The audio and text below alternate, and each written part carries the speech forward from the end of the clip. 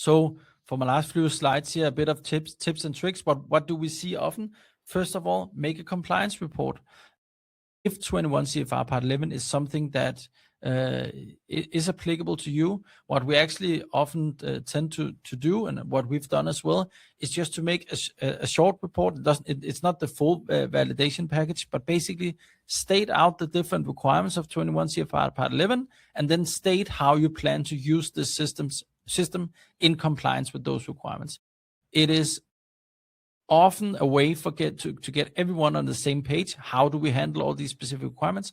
Also because 21 CFR Part 11 is presented in bullets with specific section numbers. So it is really easy to make that A to B connection. Remember again, we have 21 CFR Part 11 regulatory requirements, and then we might have on top of that internal requirements. So basically, how do we apply these different system requirements?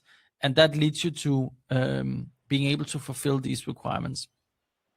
So some of the things we're often seeing that auditors are looking for, some of the easy ones to get past here, shared logins. This is basically the TLDR you could have shared in the beginning, right? This is the cheat sheet.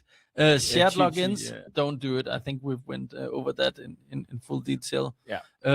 Secondly, no periodic access reviews, and it's really easy to go in and see whether any former employees, it's some of the first things they'll look for. Do former employees have access to these systems? Well, it's a big no-go.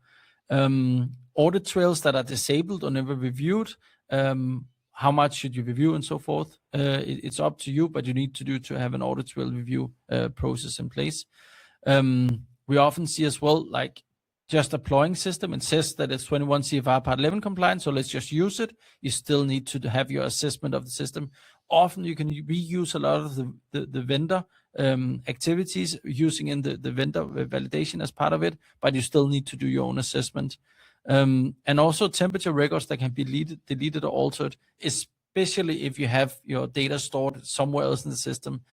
Where do you keep your originals? What data do you present to an auditor on visit and so forth? And then missing or outdated subs.